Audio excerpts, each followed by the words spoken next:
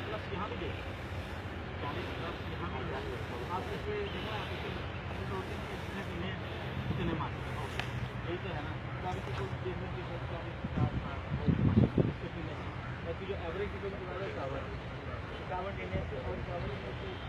एक पौधे देने जो हमें 5 लगातार पौधे देते हैं आप उसमें 5 देखा 10 तो 70 भी हैं 40 भी हैं 55 है एवरेज है वो कावर कावर के साथ हम आप इसको जब देखो पौधे